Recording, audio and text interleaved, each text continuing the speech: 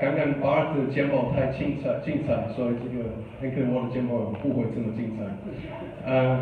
然后我大部分会讲中文的，是因为今天有康妮老师在，我就用英文回答你们比较好，所以不会有这么困难。Today my topic is on photovoltaics. We have just covered wind. Perhaps just shortly, I've been in Taiwan now for 8 years. I used to work for a semi-government agency for the German Trade Office. We used to do, and we still do, a lot on energy efficiency and green energy. That was something I did. And I also was involved in the ECCT in this topic, and I'm currently also serving as a board member to the Taiwan Renewable Energy Alliance. So I've seen 8 years of development, and it's getting better in Taiwan. So far you can say, but it could be quicker, faster.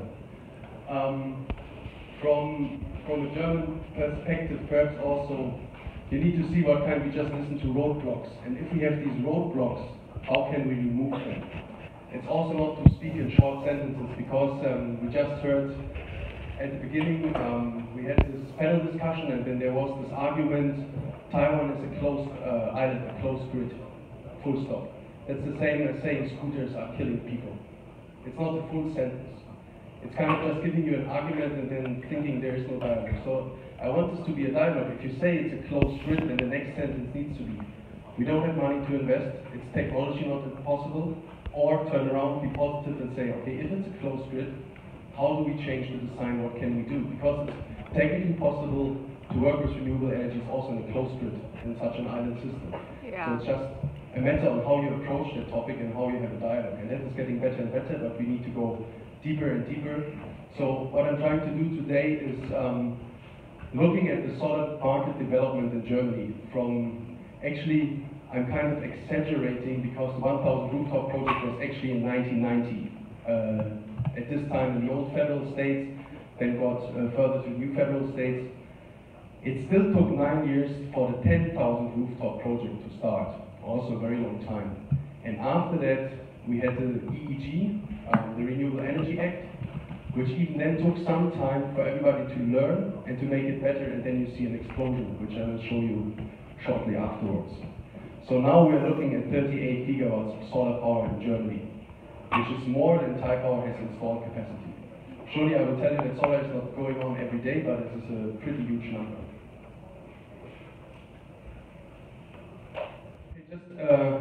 To take you directly into it, you already heard also before the panel discussion there was a comparison of the energy prices. The Agentur für Erneuerbare Energien, it's an NGO agency for renewable energy. There's a lot of breakdowns in Germany because also we have a free power market.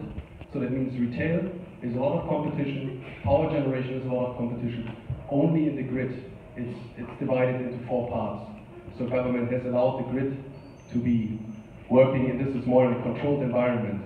But everything else is in free market now, even so not completely free, but it's going there. So always the question is, Germany's power price is quite high. It's triple the times of Taiwan. It's currently, if you take the current exchange rate, it's 9.9 Taiwan dollar. But in the price there's a lot of stuff which is important to understand. So from generation fee to the EEG to the FIT funding you just heard, it's not a subsidy in Germany. It is something every household pays as part of their power bill. So it's not coming from any budget, from any company to struggle with this kind of money. It's coming directly from the households. In there is also grid fee, measurement, billings, and so on. What is interesting, Germany is a social market economy, and I always make the joke, we love taxation. So 50% of this power price is related to local fees, local government fees, or central government fees. So there's a 50% in there that is going into government and not towards any of these participations. So there's also a 50% leeway, as I will show you later on in this power price. So currently the FIT funding stands at 6.2 euro cent, which makes 22% of this price, and it will go up a little bit next year. To perhaps give you a background, if you're not that working with solar. So in Germany, we all started that more or less. We created that market through economies of scale. So in Germany, the solar market Germany is actually, we're having 4 pretty different seasons. It gets pretty cold in winter, it's okay in summer. And we don't have as much hours of sun as in Taiwan. So on average there's 1,600, but if you come to the calculation of your solar system, what you usually can calculate with is 9,470 hours in the south, this is just the Munich number, and 819 hours in the north. So this is if you have a system and you want to calculate your income from FIT. To give you an example, a 4-person household in Germany needs 4,000 kilowatt. So if you calculate with 1,000 hours of sun, you come roughly about a 4 kilowatt peak system. So if this household then installs a battery, a 4 kilowatt peak system will do it. I'm currently working for InfraVest, and we are very famous for wind, but we also have a PV department which I'm heading, and if we look at our company, if we install PV now, we look at 2 ping for 1 kilowatt. So a 4 kilowatt system would be around 8 ping on the rooftop, bar ping. So this is what you would need to power a household of 4. What is also interesting to know, in Germany we do not divide our FIT. There is no north-south divide, because the FIT is good enough for every region. It just leads to probably something you will see in the market, is that in the north, there's also much more space that you have larger systems. So you will look at 2 megawatt plants, 1 megawatt plants, even larger plants, because then the economy of scales will kick in, while the south is more for smaller systems, but also large scale systems. But in Germany, there's only one FIT. We do not have this Miauli eBay or Miauli Inan system. So we were very successful in bringing in the FITs, the whole idea. I'm also going to explain that in the next slide. So even in 2014, IRENA is showing that Germany is still still the largest market of installed PV capacity worldwide. If it was mentioned this morning that the Taiwanese and Chinese solar cells manufacturers are fudang, they're paying for the low module prices. This argument is a little bit hinging, because they are there, because Germany was a pioneer, more or less.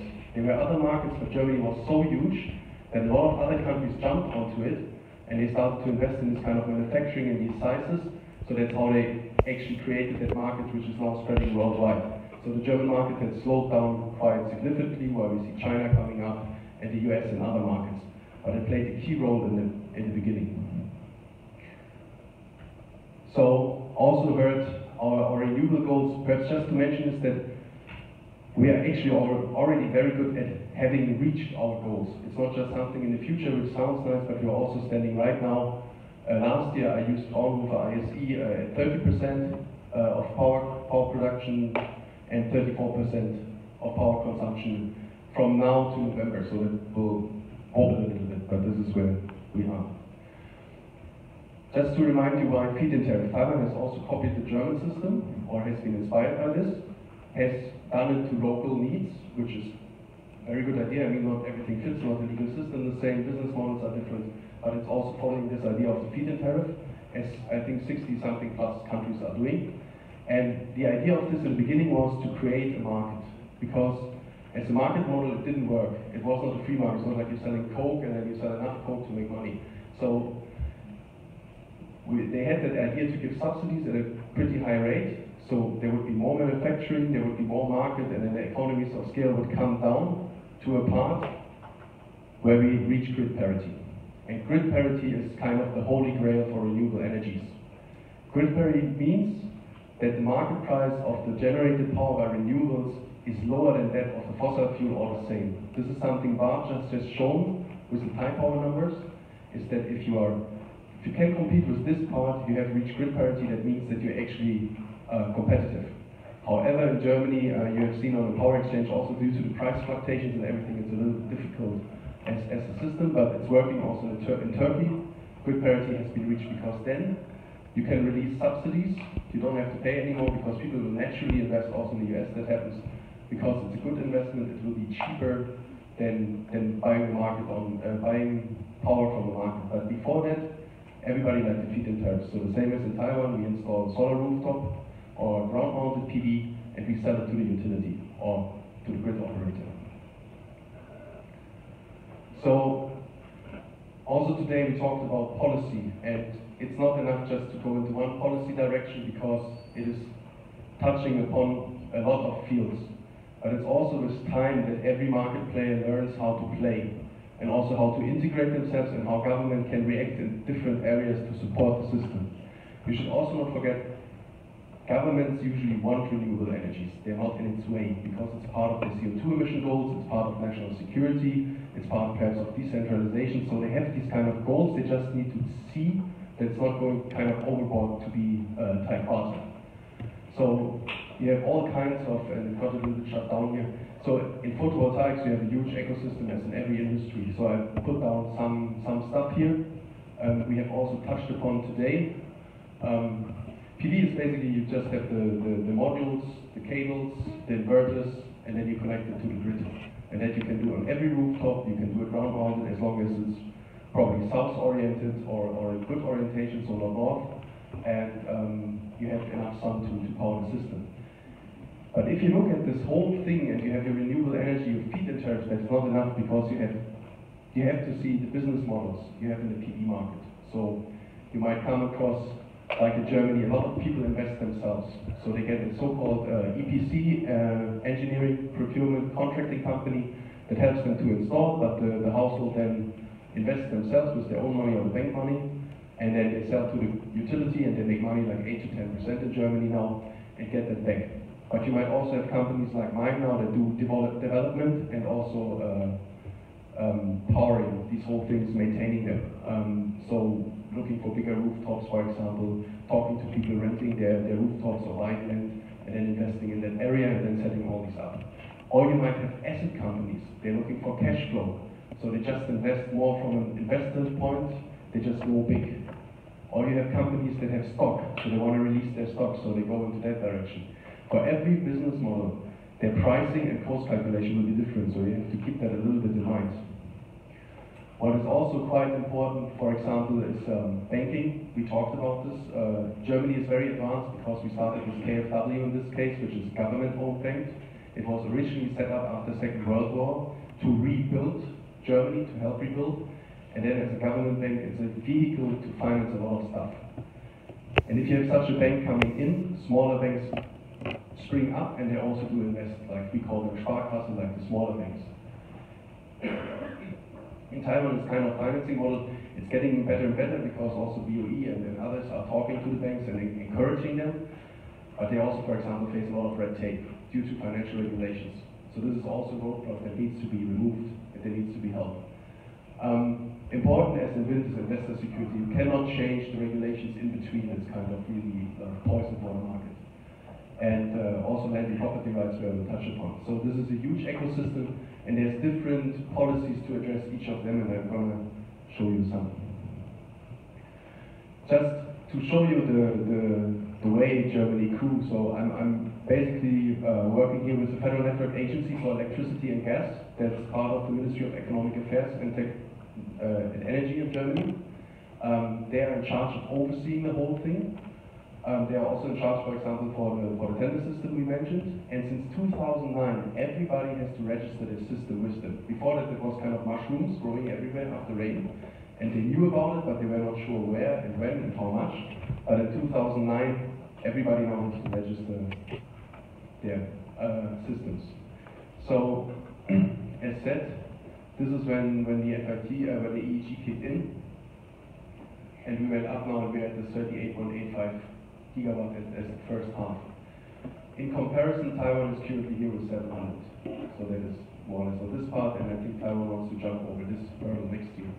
So this is a small comparison.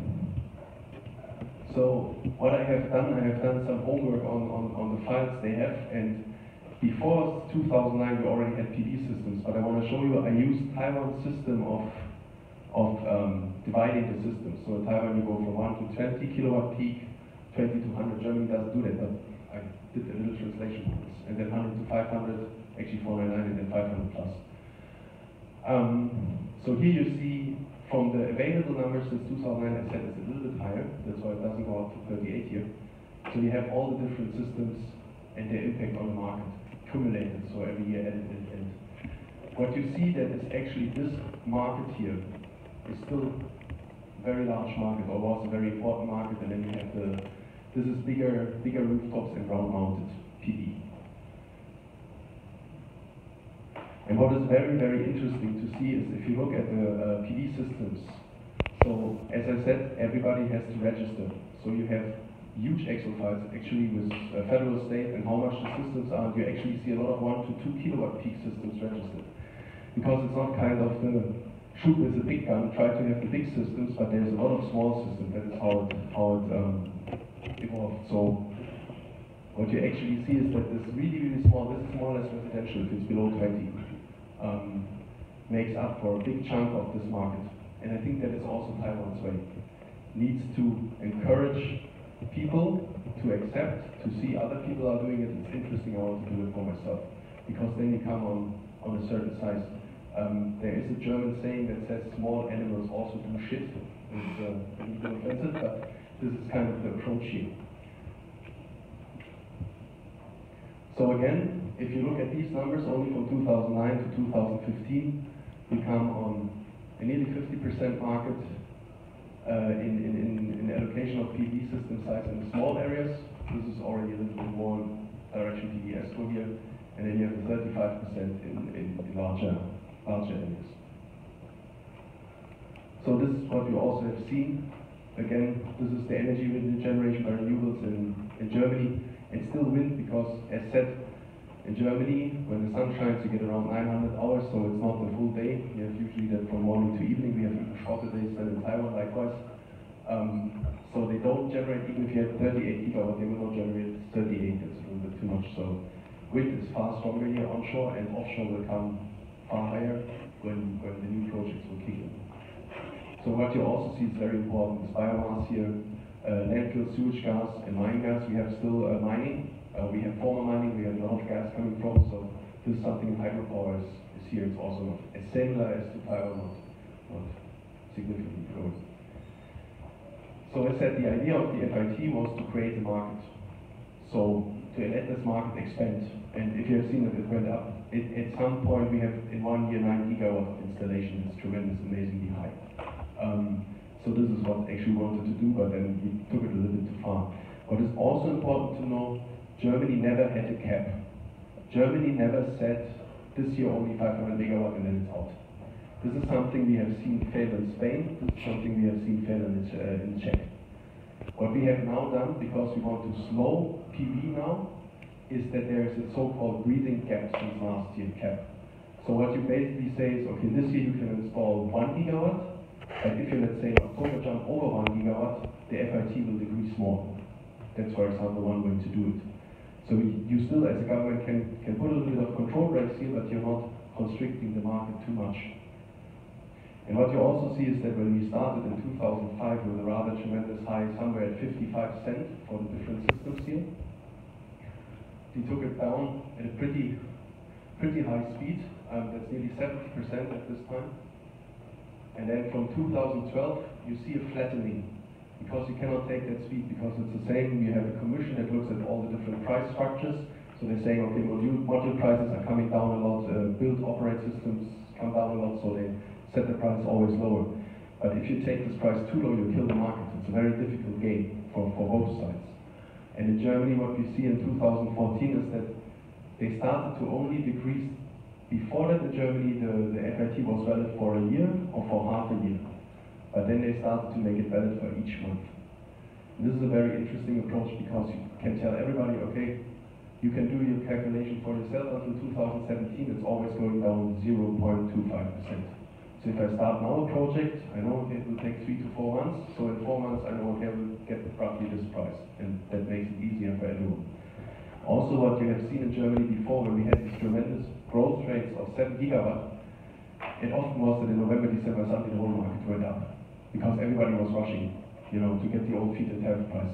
That puts a lot of pressure on the market, because all the installers are suddenly busy. You have to order with the module manufacturers, they get clean storages and so on. So this has brought some tranquility to the market in this way.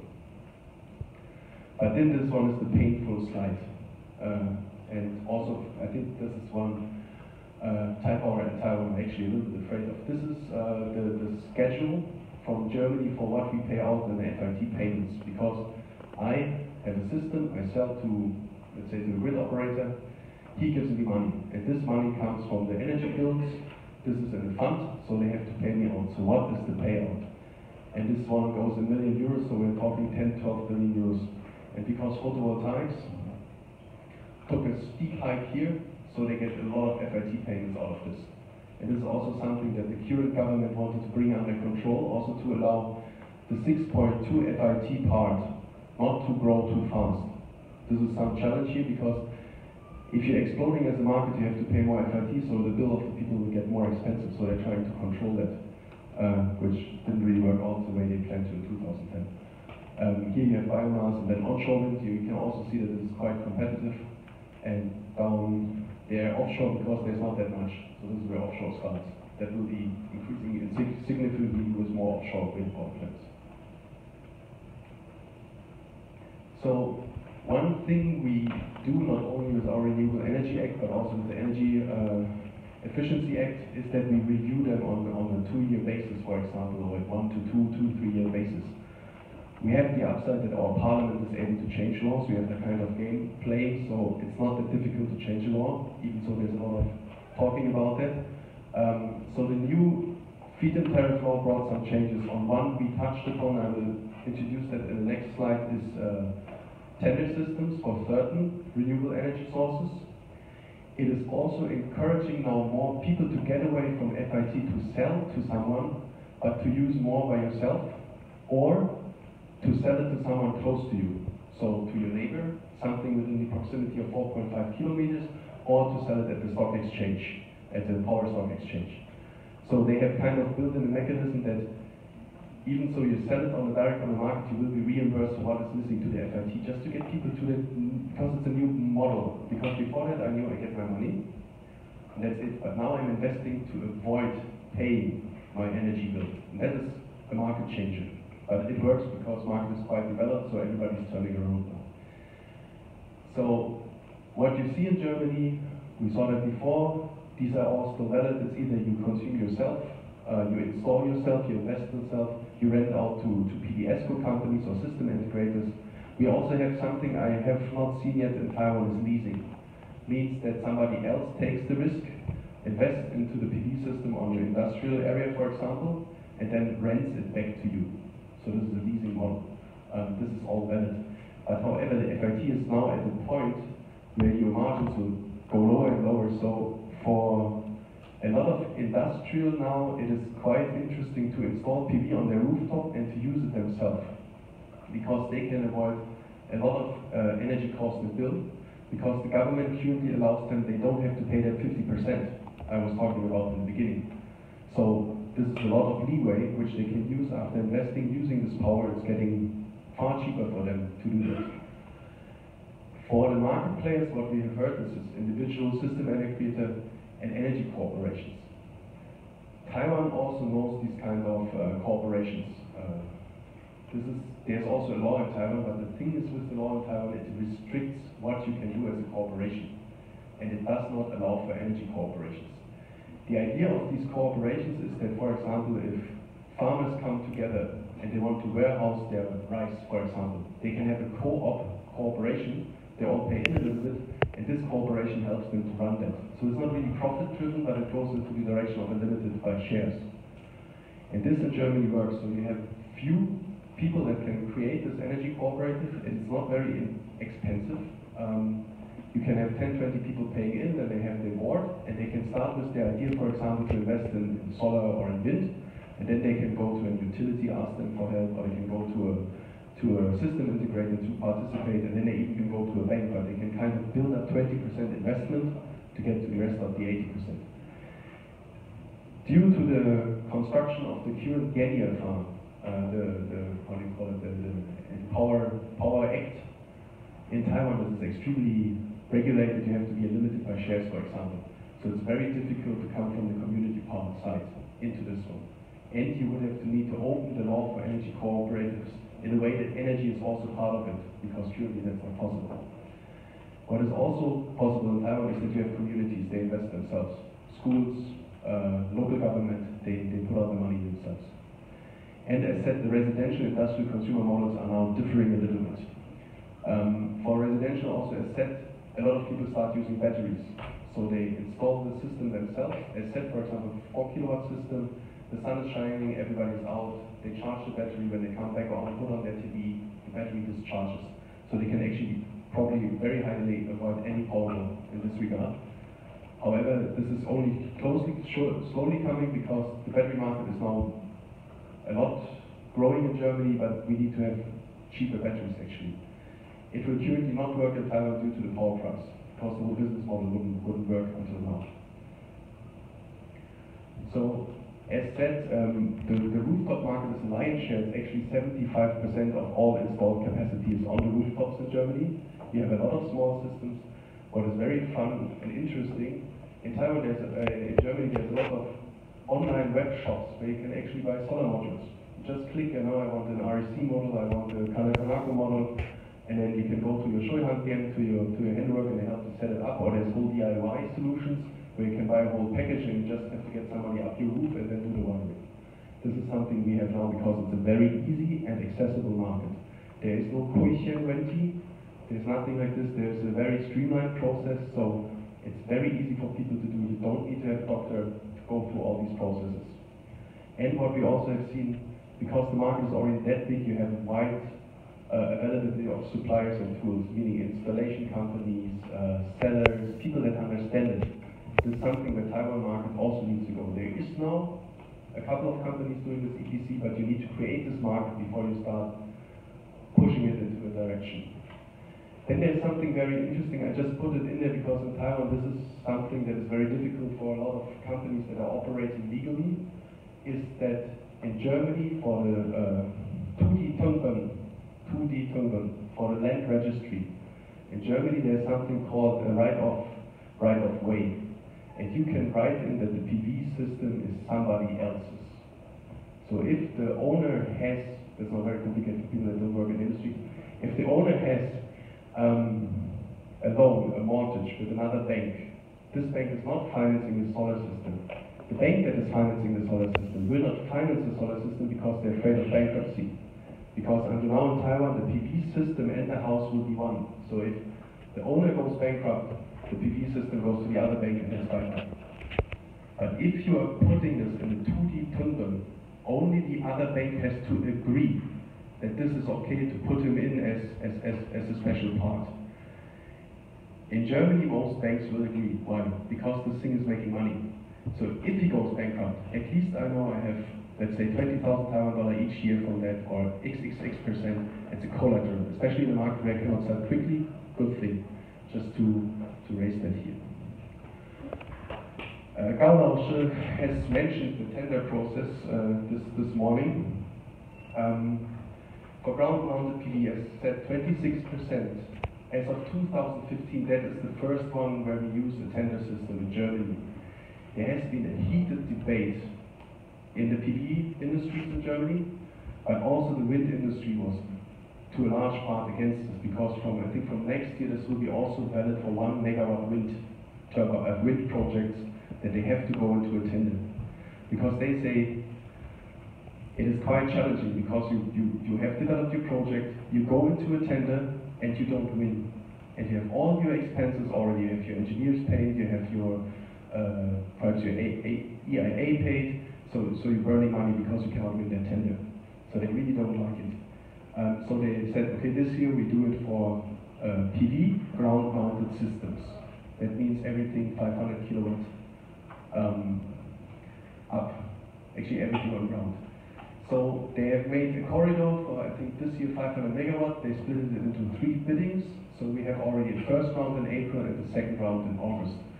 For this year, they have said they use a uniform price. That is different to Taiwan. In Taiwan, everybody kills everybody until 70% get it. So it's not bad. In Germany, everybody will win until the thing is full. And what they do this year is they use a uniform price. That means they look at all the biddings from A to, let's say, A to Z, then have one, and then they do a uniform price and give it to everyone. But Germans are also very smart. So in the second round, somebody bid for 1 cent. Because he just brought out the whole price. He will win, he will get the price. Now they think from, I'm also half an economist, from that perspective, the next one should be very dangerous. If everybody goes for once and government wins, but everybody loses. So from next year on, they wanted to see how that works, but still they want to plan for next year on to also do it like in Taiwan, with the exception that they don't have a 70% rule, but that they give away 100% of it, and you bid, what you bid is what you get. So if you bid 7, you get 7, and so on. So our ground-mounted PV is within highway or rail tracks, 110 meters, or if this is already sealed land, because there was a parking lot, an airport or anything, so that the land is sealed, or it is a so-called conversion area. And I will come to that here, because that is very interesting. Also differing to Taiwan, because in Taiwan the way was to have the Huangting Dao and also to have the sunken land, and say this is the area which we will prefer for you. For an economist, again, this creates a very interesting thing, because you restrict the market and you give people a signal that they can ask for any price. It's not very open and competitive, because you really, in this part, restrict it. Also because there's not power lines and there's sometimes a lot of other things. In Germany, what we have in the EEG is this 51 paragraph CCC saying conversion areas. Now, conversion areas is a little bit tricky, that's not really a term. So somebody had to interpret that. So there's in Taiwan, in Germany, there is a thing called Clearingstelle that is in charge for mediation in this regard. It's an NGO, so either both sides can accept it or then go to court. This is actually a 70-pager who's going into what are conversion areas. The easy answer is it's the value of the land has decreased due to its use, former use, and it will never come back to a sustainable usage. And this opens up a lot of definitions. This can be, due to our history, we have a lot of use, formerly military land, used by the Americans, by the Russians, and so on. So this can be conversion areas. But it can also be land that is salty, or a land that cannot be done any agriculture on it anymore. Just have to be defined. And as mentioned before with the EIA, local governments actually can do that in their city and zoning. In this planning, they already can lay out so-called conversion areas. And this is a very important planning tool for the communities, and it allows for a flexible application. I also put in where we actually mention solar energy in our zoning laws. This is also something that's very important. We have a lot of laws related to power, related to planning, and we will write in these laws that renewable energies are important. It's not just one law, it's divided over a lot of laws to support it more. And then, I'm kind of running over time. One last thing. We just heard our friends at Enercon are looking for technicians. We have a similar thing at the PV industries, as also see what other companies are doing. They also look for people. And something in Germany which has come up in the last, actually I think in the last 6-7 years, is part of our vocational training. Just shortly, vocational training is training on the job and training in school. 55% of all high school graduates, to simplify it, go into vocational training, the other ones go to university. We have actually one profession that has solar system in its training. 3.5 years, it's system mechanics. It includes a lot of stuff, including also how to install PV systems and how to understand the electricity and engineering. So there's 7 main items, and every one of these training items takes up to 28 weeks. We also have something is university and work. They also go into that direction. And we have something certified by the European Union, and also a protected name is so-called Solateur. This is only a 200-hour course, 200 hours to 320, and afterwards you are certified to be able to work at, for example, installation of PV things, planning things. Part of the training is also how to talk to the customer, how to design the system. I think this is something we would really like to also bring into Taiwan, this kind of helping EPCs, helping Shuihangen to get this kind of certification, to be able to serve, for example, similar customers. So if they go and fix, let's say, a water pipe, then they might also say, hey, about your rooftop, you want to install a PV system, I can do that for you. That would broaden a lot in this regard. Because the PV market in Taiwan is still very new, so there's a little bit of lack of, there are qualified people, but the direct qualification is still lacking, and is something, this also Raoul is working on for next year, but this is something we can definitely also talk between Germany and Taiwan on how to provide this. Okay, and last but not least, to close that session, this is our former chancellor who passed away this year, and he said that in the basic questions you have to be naive, but to solve the problems of the world and the people, you need idealism. So you need to be idealistic, but at the same time you have to be realistic and pragmatic. So I think this is something that should be in the conversation, because we have to be idealistic about our goals to be more CO2 efficient, to reduce CO2, but you have to be realistic on how do you change things, probably as little baby steps, which quicken them and then bring forward Taiwan and Germany. So thank you very much.